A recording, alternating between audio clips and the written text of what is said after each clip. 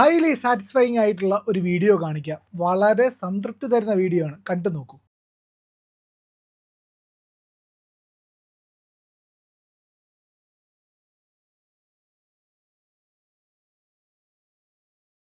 ഇത് എന്താണെന്ന് മനസ്സിലായില്ലേ?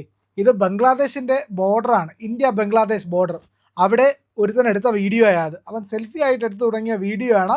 ആ വീഡിയോയ്ക്കകത്താണ് കാണുന്നത് ബംഗ്ലാദേശികളെ ഓടിക്കുന്ന BSF. BSF എന്തുകൊണ്ടാണ് ഇപ്പോൾ ആക്ഷൻ തുടങ്ങിയതെന്നറിയാമോ? ഇത്രയും കാലം ക്ഷമിച്ചു, പല ഘട്ടങ്ങളിലും പുറത്തു, പക്ഷേ ഇനി നടപ്പില്ല എന്ന് ബംഗ്ലാദേശിനോട് BSF പറയുകയാണ്.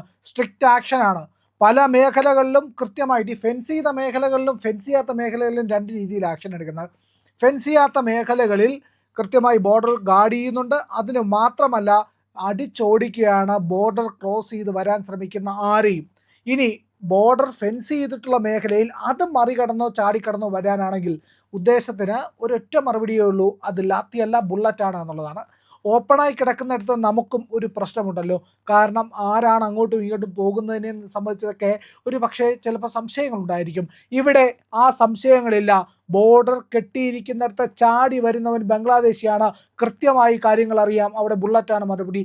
പക്ഷേ ഓപ്പണായി കിടക്കുന്നിടത്ത് ആദ്യം അടിച്ചോടിക്കുകയുള്ളൂ. പിന്നെയും കടന്നു വരുന്നവൻ ബംഗ്ലാദേശിയാണെങ്കിൽ ഉറപ്പായും വെടിയാണ് എന്നുള്ളതാണ്.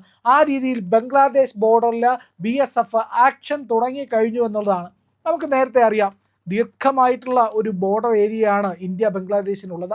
അവിടെ പലപ്പോഴും ഈ ഫെൻസിങ് ഇല്ലാത്ത സ്ഥലത്തോടു കൂടി ഇവർ കടന്നു വരുന്നു. അപ്പോൾ നമ്മൾ ഇന്ത്യ സ്ട്രിക്റ്റ് ആയിട്ടൊരു ആക്ഷൻ എടുത്തു. അവരോട് പറഞ്ഞു, ഇനി ഇങ്ങോട്ടേക്ക് കടന്നു വന്നാൽ നമ്മൾ കൃത്യമായ ആക്ഷൻ എടുക്കുമെന്ന് പറഞ്ഞിട്ടുണ്ടായിരുന്നു. ഇവിടെ വന്നവരെ പലരെയും തിരിച്ചയച്ചു. ആ തിരിച്ചയച്ചപ്പോൾ അവിടെ BGB ബോർഡർ ഗാർഡ് ബംഗ്ലാദേശ് തടഞ്ഞു. കഴിഞ്ഞ ദിവസം ഒരു വീഡിയോ ഉണ്ടായിരുന്നു. കുറച്ച് പേർ നുഴഞ്ഞു കയറാൻ വീണ്ടും ശ്രമിച്ചു. ആ ശ്രമിച്ച 6ഓളം സ്ത്രീകളടക്കമുള്ളവരെ തിരിച്ച് തുരത്തി പായിച്ചു BSF. BGBക്കാർ അത് തടയാൻ വന്നു. തടയാൻ വന്നവർക്ക് കണക്കിന് കൊടുത്തു.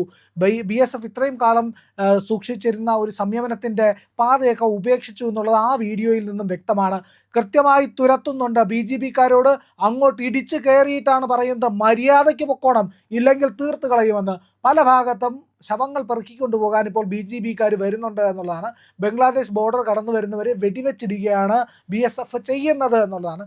ഏതാണ്ട് ഫെൻസിങ് ഒക്കെ പൂർത്തിയായി വരികയാണ് ഇന്ത്യ ബംഗ്ലാദേശ് ബോർഡറിൽ എന്നുള്ളതാണ്.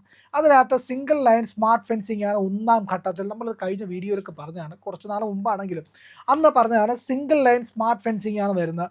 അവിടെ ക്യാമറകൾ, ക്യാമറകൾ അടക്കമുണ്ടായിരിക്കും, ഡ്രോൺ നിരീക്ഷണം ഉണ്ടായിരിക്കും. ഈ സിംഗിൾ ഫെൻസിങ് ആണ്, അത് ഇലക്ട്രിഫൈ ചെയ്തിരിക്കും.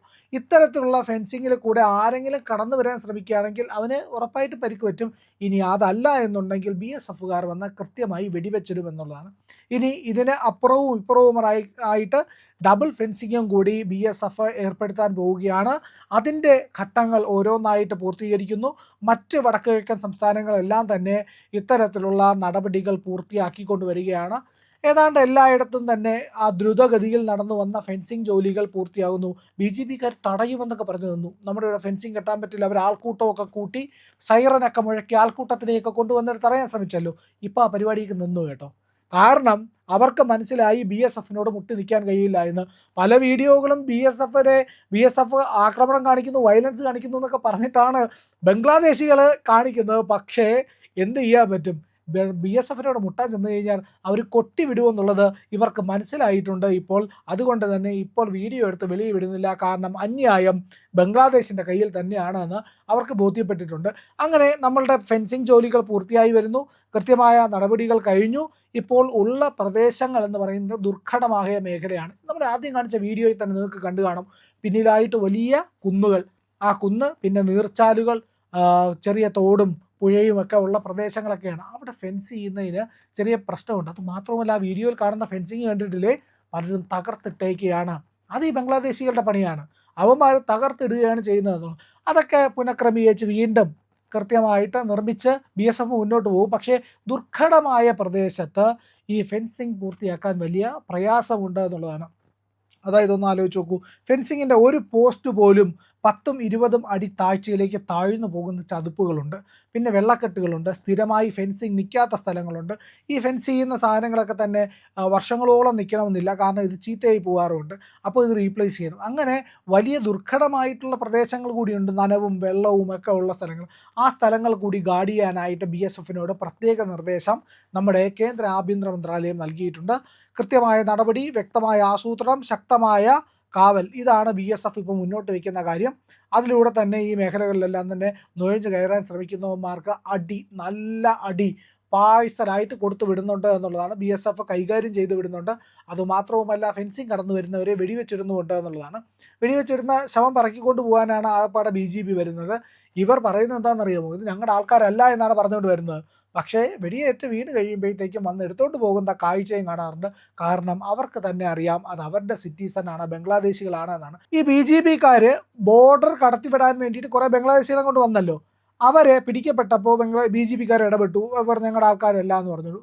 അങ്ങനെ പരിശോധിച്ചപ്പോൾ ഇവരുടെ കയ്യിലൊക്കെ തന്നെ ചില തിരിച്ചറിയൽ രേഖകളുണ്ടായിരുന്നു. ഈ തിരിച്ചറിയൽ രേഖകളൊക്കെ ഇന്ത്യയുടെ ആണെങ്കിലും ഇത് ഡ്യൂപ്ലിക്കേറ്റ് ആണെന്ന് ഒട്ട നോട്ടത്തിൽ തന്നെ മനസ്സിലാവും. ഇത് ബംഗ്ലാദേശിൽ നിർമ്മിച്ചതാണെന്നും മനസ്സിലായിട്ടുണ്ട്. അങ്ങനെ ഇവരെ എല്ലാം തിരിച്ച് ഓടിച്ചു വിടുന്ന കാഴ്ചകളും സോഷ്യൽ മീഡിയയിൽ, പ്രത്യേകിച്ച് ട്വിറ്ററിലൊക്കെ തന്നെ വലിയ തോതിൽ വൈറലായിട്ടുണ്ട് എന്നുള്ളതാണ്. ഇത്തരത്തിൽ ഇന്ത്യയുടെ അതിർത്തി പ്രദേശത്തേക്ക് കടന്നു വരാൻ ശ്രമിക്കുന്ന ഏതൊരു വ്യക്തിക്കും ബുള്ളറ്റാണ് ഇനിയുള്ള മറുപടി എന്നുള്ളത് ബംഗ്ലാദേശിനോട് ഇന്ത്യ വ്യക്തമാക്കി കഴിഞ്ഞു. പല ഘട്ടങ്ങളിലായിട്ടുള്ള ചർച്ചകൾ ഈ പറയുന്ന അതിർത്തി സംരക്ഷണ സേനകൾ തമ്മിൽ നടത്തി കഴിഞ്ഞു. ഈ നടത്തിയ ചർച്ചകൾക്കകത്ത് ഒരു കാര്യം ഏറെ വ്യക്തമാണ് കേട്ടോ. അതായത് ഇന്ത്യ നിലപാടെടുത്ത എല്ലാ കാര്യങ്ങളെയും ബംഗ്ലാദേശ് അംഗീകരിക്കുകയാണ് ചെയ്തത്. ബംഗ്ലാദേശ് അതിൽ നിന്ന് ഒഴിഞ്ഞു നിൽക്കാനോ ഇല്ലെങ്കിൽ ഒരു ഇന്ത്യക്കെതിരായിട്ടൊരു നിലപാടെടുക്കാനോ തയ്യാറായിട്ടില്ല എന്നാണ്. കാരണം അവർക്ക് ഭയമുണ്ട്, ഇന്ത്യ ഒരു നടപടിക്ക് തുനിഞ്ഞാൽ അത് വലിയ പ്രശ്നമാകുമെന്ന്. കാരണം ഷെയ്ഖ് ഹസീന ഇപ്പോൾ ഇന്ത്യയെ തുടരുന്നുണ്ട്. അവർ ബംഗ്ലാദേശിലേക്ക് മടങ്ങിപ്പോകും, ഒക്ടോബറോടുകൂടി മടങ്ങിപ്പോകും എന്നാണ് പറയുന്നത്. അങ്ങനെയാണെങ്കിൽ അത് ബംഗ്ലാദേശിൻ്റെ ഭാവി രാഷ്ട്രീയത്തെ ഗുരുതരമായി ബാധിക്കാം. അപ്പോൾ ഇന്ത്യ തീരുമാനിക്കുകയാണ് ഷെയ്ഖ് ഹസീന അവിടെ വീണ്ടും പ്രധാനമന്ത്രിയാകണം, അവിടെ വീണ്ടും ഒരു കൂ വരണം, ഇല്ലെങ്കിൽ ഒരു പ്രശ്നം വരണം, ഒരു പ്രക്ഷോഭം വരണമെന്ന് തീരുമാനിച്ചാൽ അതൊരു പക്ഷേ നടക്കും. അങ്ങനെ നടന്നാൽ അത് തൻ്റെ നിലനിൽപ്പിനെ ബാധിക്കുമെന്ന് ബംഗ്ലാദേശിൻ്റെ അധികാരികൾക്കറിയാം. അത് സംഭവിക്കാതിരിക്കാൻ, ഇന്ത്യയെ പിണക്കാതിരിക്കാൻ ഇപ്പോൾ ബോർഡറിലും പല നയപരമായ സമീപനങ്ങളും ബംഗ്ലാദേശ് എടുക്കുന്നുണ്ട്. BJPക്കാരുടെ ശരീരഭാഷ മാറിയിരിക്കുന്നു. അക്രമിക്കൂട്ടങ്ങളെ നിയന്ത്രിക്കാൻ അവർ തന്നെ തയ്യാറാകുന്നു. ഇത്തരത്തിൽ ഇന്ത്യയോട് ഒരു മൃദു സമീപനം സ്വീകരിക്കാൻ ബംഗ്ലാദേശ് നിർബന്ധിതമായിരിക്കുന്നു എന്നുള്ളതാണ്.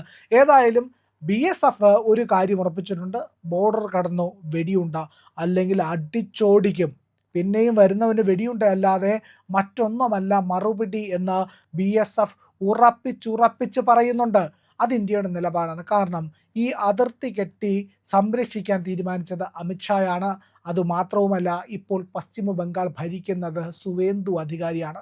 സുവേന്ദു അധികാരി നിർദ്ദേശം കൊടുത്തു കഴിഞ്ഞു, 50 കിലോമീറ്റർ മേഖലയാണ് BSFൻ്റെ അധികാര പരിധിയിൽ. ബോർഡറിൽ നിന്നുള്ള അത്രയും പ്രദേശം BSF തന്നെ നിയന്ത്രിക്കും. അതിനകത്തേക്ക് കടന്നു വരാൻ ആര് ധൈര്യപ്പെട്ടാലും അത് BSFൻ്റെ ബുള്ളറ്റുകളിലൂടെയുള്ള ഒരു മറുപടി ആയിരിക്കുമെന്നായിരിക്കും അതിൽ വ്യക്തമാകുന്ന കാര്യം. അതിപ്പോൾ വ്യക്തമായി BSF അറിയിച്ചിരിക്കുന്നു എന്നുള്ളതാണ് ഏറ്റവും പ്രധാനപ്പെട്ട കാര്യം. പ്രിയപ്പെട്ടവരെ, ഇത്തരം വാർത്തകളും ഞങ്ങൾ നിങ്ങളിലേക്ക് എത്തിക്കും. നിങ്ങൾ ഞങ്ങളുടെ കൂടെ സഞ്ചരിക്കണം. ഇന്ത്യ ലൈവ് സബ്സ്ക്രൈബ് ചെയ്യാത്തവർ ഉറപ്പായിട്ടും ചെയ്യണം.